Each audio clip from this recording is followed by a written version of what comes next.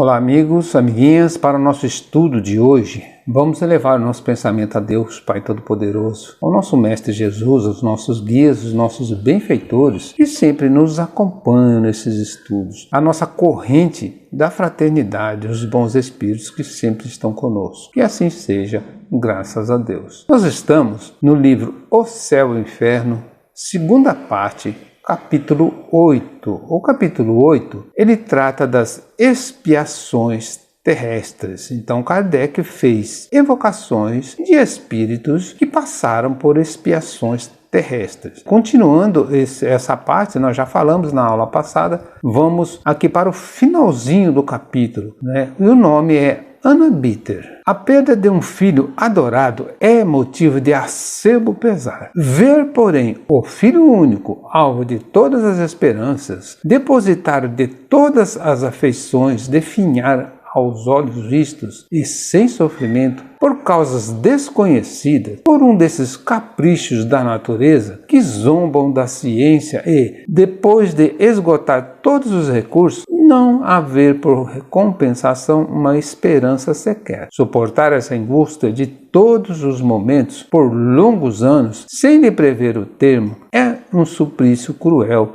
que a fortuna agrava em vez de suavizar, dada a impossibilidade de vê-la fruída pelo ente adorado. Então isso o pai, de Ana Bitter estava dizendo. Ele estava vendo a filha se definhar, se acabar, numa doença que a ciência não entendia, ninguém entendia. E como ele diz aqui, a fortuna de nada valia. Ele estava vendo que era impossível fazer alguma coisa. Continuando. Esta era a situação do pai de Ana Bitter, que por isso se entregou a um íntimo desespero. O caráter se lhe exasperava ante tal espetáculo a cortar-lhe o coração, e cujas consequências não podia deixar de ser fatais, ainda que indeterminadas. Um amigo da família, adepto do espiritismo, julgou dever interrogar a respeito o seu protetor espiritual e obteve a seguinte resposta. Então, um amigo espírita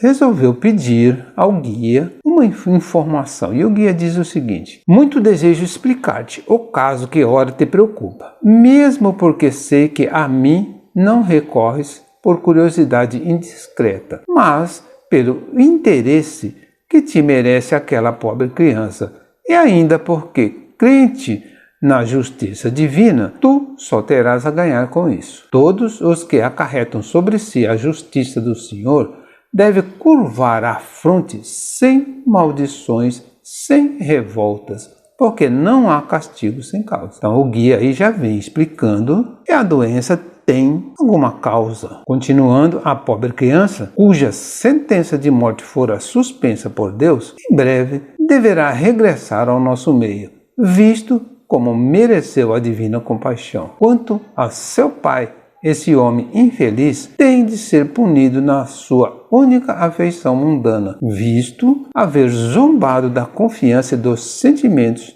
de quantos o rodeiam. Então, a criança tinha sido condenada à morte, foi suspensa essa morte por algum tempo, porém vai morrer ou vai desencarnar. E o pai tem que passar por essa punição, porque ele zombou das pessoas que o rodeavam, dos sentimentos de outras pessoas que passaram por isso, e ele achava engraçado. Então agora está passando por isso. Por momentos, o seu arrependimento tocou o onipotente, e a morte sustou o golpe sobre o ente que lhe é tão caro, mas para logo veio a revolta, e o castigo sempre acompanha a revolta. Em tais condições, é felicidade ainda o ser punido nesse mundo. Meus amigos, orai por essa criança, cuja juventude vai dificultar-lhe os íntimos momentos. Nesse ser, a seiva é tão abundante, apesar do seu depauperamento orgânico, a alma terá dificuldade em lhe desprender.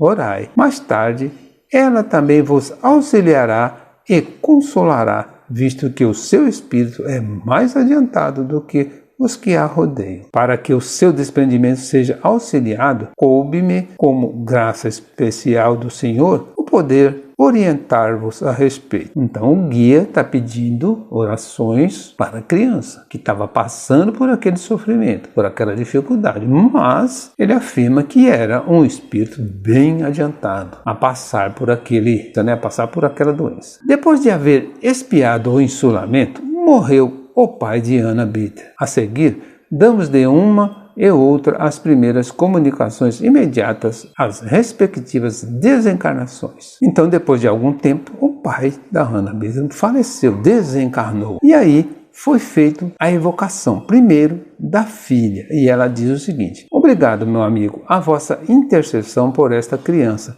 bem como por teres seguido os conselhos do vosso bom guia. Sim, graças às vossas preces, mais fácil me foi deixar o invólucro terrestre. Mal, porque meu pai, esse não orava, maldizia. Então, ela vem já dizendo, agradecendo ao médium que fez a evocação, agradecendo ao guia e dizendo que as preces valeu, as preces ajudaram. Porque o pai, ao invés de rezar, maldizia. Entretanto, não lhe quero mal por isso, consequência da grande ternura que me botava. A Deus, rogo que lhe conceda luzes antes de morrer.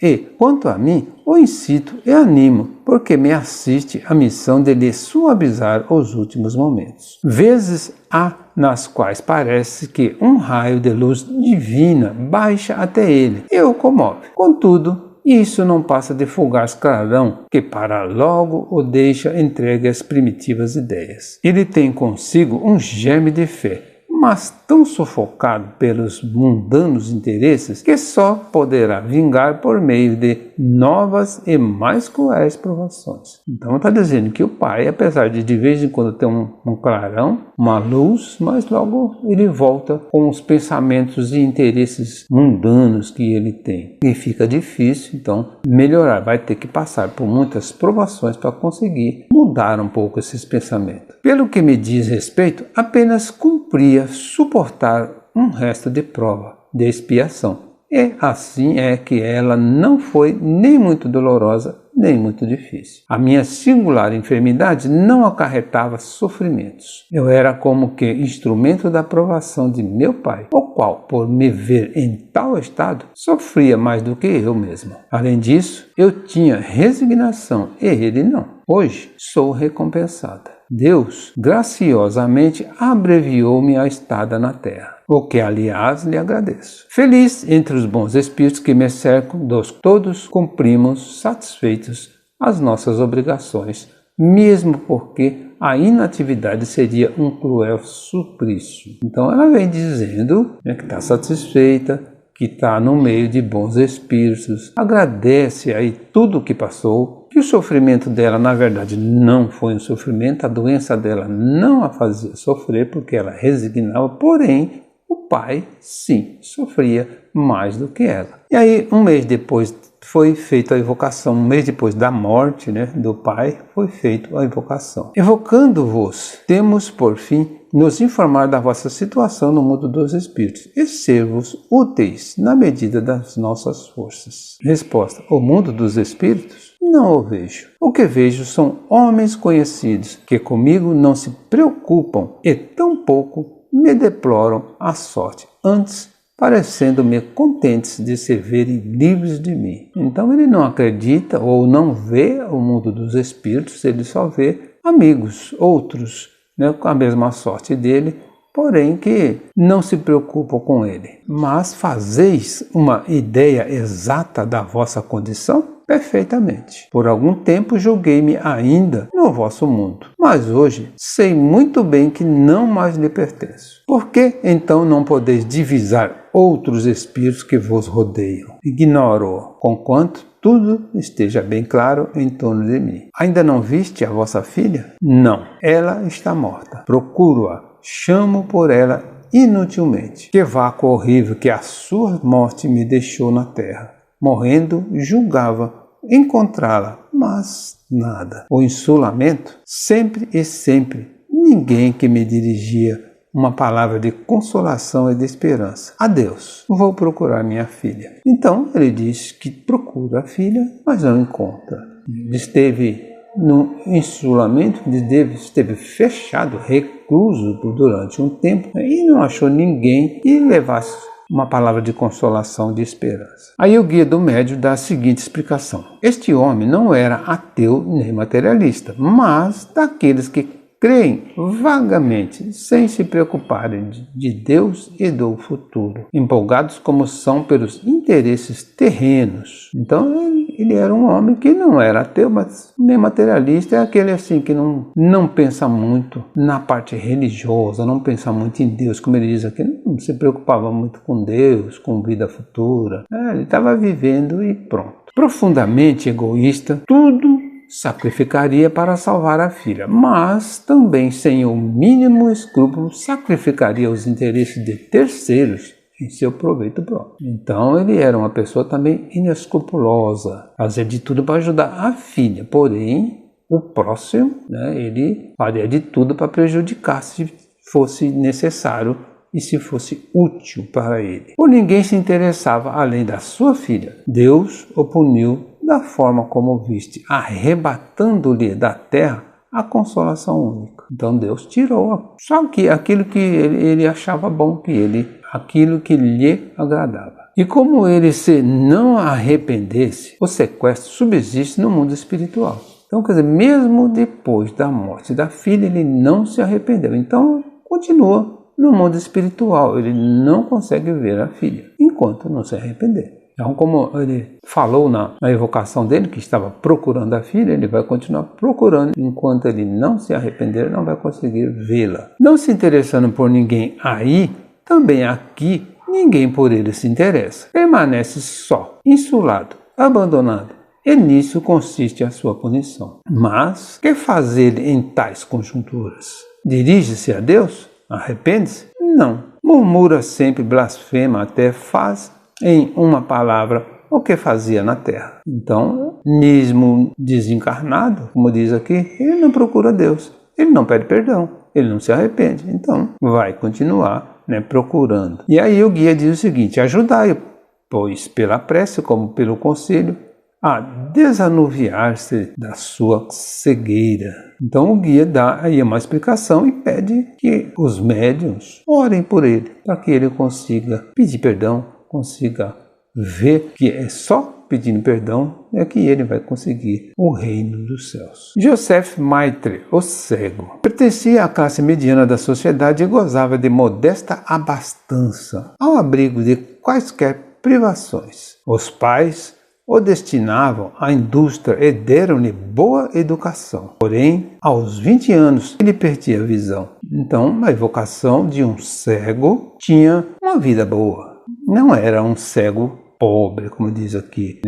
Ele era abastado, ele tinha abrigo, não passava por necessidades nenhuma. Os pais colocaram ele à frente da empresa e deram uma boa educação para ele. Só que, aos 20 anos, perdeu a visão. Com perto de 50, veio finalmente a falecer, isto em 1845. 10 anos antes, fora acometido por outra enfermidade que o deixou surdo, de modo que, só pelo tato, mantinha relações com o mundo dos encarnados. Então, além de cego, ainda ficou surdo. Ora, não ver já é um suplício. Não ver e não ouvir é duplicado o suplício, principalmente para quem, depois de fluir as faculdades de tais sentidos, tiver de suportar essa dupla privação. Qual a causa de sorte tão cruel? Então, como ele diz aqui, para quem já teve os sentidos, já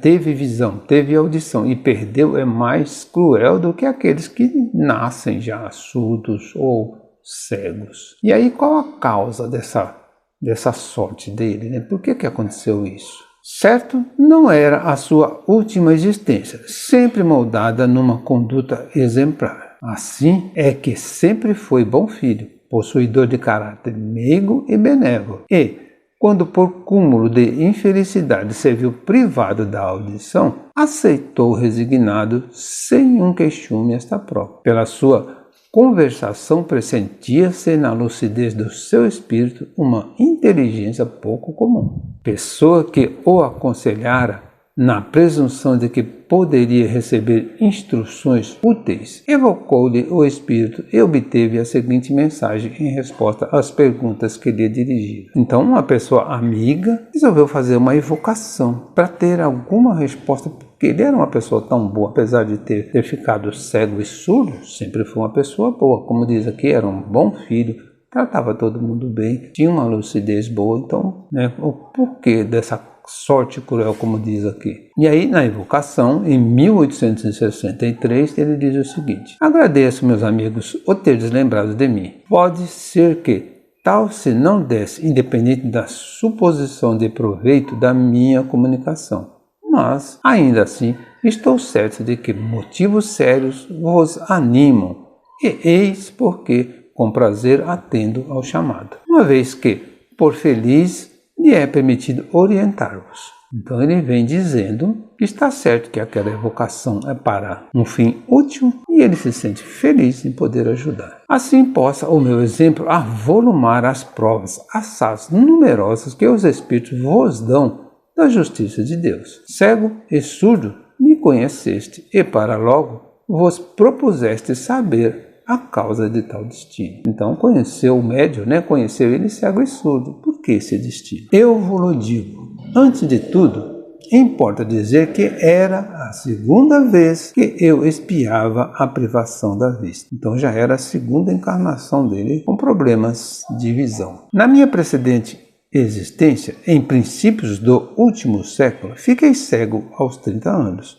em decorrência de excesso de todos os gêneros que, arruinando-me a saúde, me enfraqueceram o organismo. Note-se que era já isso uma punição por abuso dos dons providenciais de que fora largamente acumulado. Em vez, porém, de me atribuir a causa original dessa enfermidade, entendi de acusar a providência, a qual, aliás, pouco cria. Então, ao invés de ele entender que a causa daquilo era realmente por culpa dele, ele resolveu culpar aí a providência divina. Ele não acreditava muito em Deus. Anatematizei Deus e reneguei-o, acusei-o, acrescentando que, se acaso existisse, devia ser injusto e mau por deixar assim penar as criaturas. Então ele achava que Deus, se existisse, que ele não acreditava que existia, era um Deus mau e não deveria deixar sofrer as criaturas. Entretanto,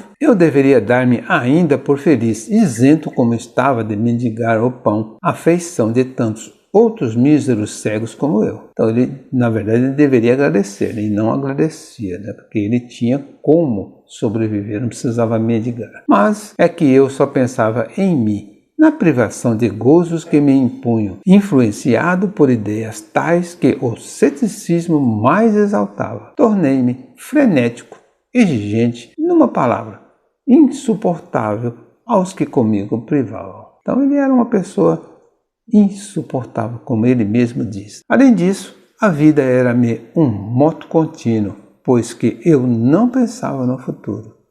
Uma quimera. Depois de esgotar baldamente os recursos da ciência e reputada impossível a cura, resolvi antecipar a morte. Suicidei-me. Então, numa outra encarnação, ele está aqui contando que também foi cego, mas era descrente, não acreditava em Deus, julgava e condenava Deus por estar naquela situação e acabou sabendo que não teria cura e se suicidou. Então, além de tudo, ainda se suicidou.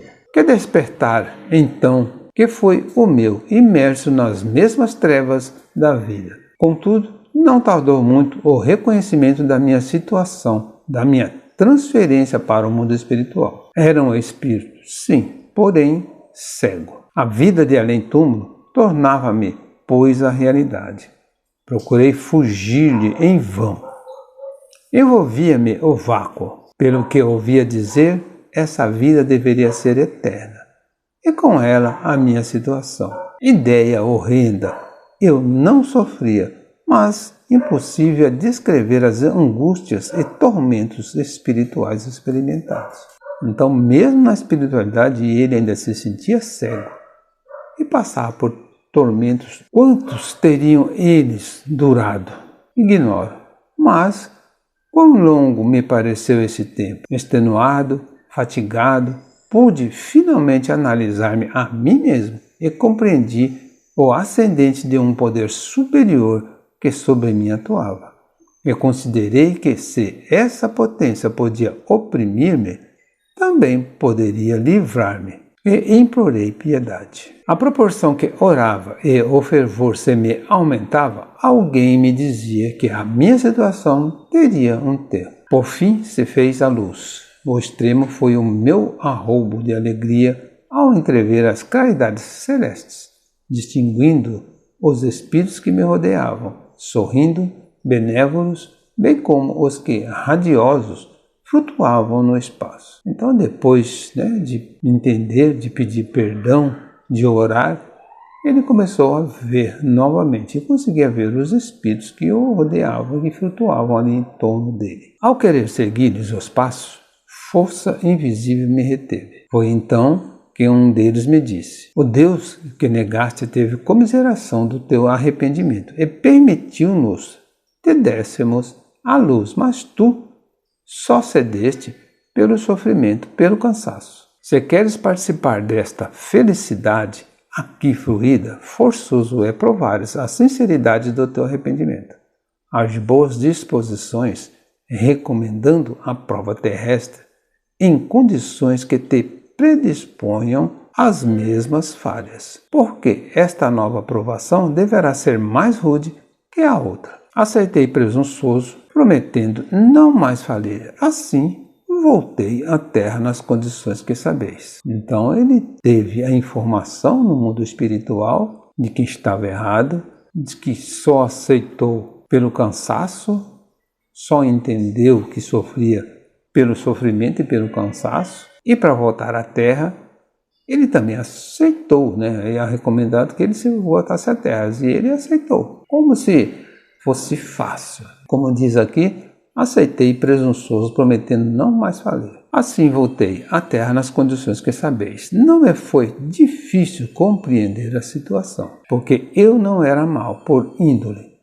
Revoltara-me contra Deus, e Deus me puniu. E reencarnei, trazendo a fé inata, a razão por que não murmurei. Antes aceitei a dupla enfermidade, resignado como expiação que era oriunda da soberana justiça. Então, já na segunda encarnação com o mesmo sofrimento, ele estava resignado, Ele aceitou a expiação, sabendo que aquilo era a justiça de Deus, uma soberana justiça. O insulamento dos meus derradeiros anos nada tinha de desesperador, porquanto me bafejava a fé no futuro e na misericórdia de Deus. Ademais, esse insulamento me foi proveitoso, porque durante a longa noite silenciosa, a minha alma mais livremente se alçava ao Eterno. Então, durante a noite, ele conseguia ainda se lançar ao Eterno, como ele diz aqui, entrevendo o infinito pelo pensamento. Quando por fim terminou o exílio, o mundo espiritual só me proporcionou esplendores, inefáveis gozos. O retrospecto ao passado faz que me julgue muito feliz, relativamente, pelo que dou graças a Deus. Quando, porém, olho para o futuro, vejo a grande distância que ainda me separa da completa felicidade. Tendo já expiado, ainda me faltava reparar. A última encarnação só a mim aproveitou. Pelo que espero recomeçar brevemente por existência que me permita ser útil ao próximo, reparando por esse meio a inutilidade anterior. E só assim me adiantarei na boa senda, sempre franqueada aos espíritos possuídos de boa vontade. Então ele sabia que já tinha reparado, mas ele queria ainda ser útil, fazer alguma coisa boa. Então, numa próxima encarnação, com certeza ele viria para ajudar, para fazer o bem, para praticar o bem, como ele diz aqui, né? Para se adiantar na senda dos bons espíritos. Amigos, eis aí a minha história. E se o meu exemplo puder esclarecer quaisquer dos meus irmãos encarnados, de modo a evitarem a má ação que pratiquei, terei por principiado o resgate da minha dívida. Então ele conta a história e ele diz que se essa história que ele está contando servir para alguma coisa, servir para ajudar alguém, ele já está começando aquilo que ele queria, de ajudar numa próxima encarnação pessoas necessitadas. E ele assina como José. Encerramos aqui o capítulo 8. Encerramos também o livro O Céu e o Inferno. Agradeço a todos que participaram, que me acompanharam nessa leitura, nessa releitura do livro O Céu e o Inferno. Espero ter ajudado, pelo menos um pouco. Como diz aqui o amigo, né? Se eu pude esclarecer alguma coisa, já considero feita uma boa ação. Que Jesus abençoe a todos.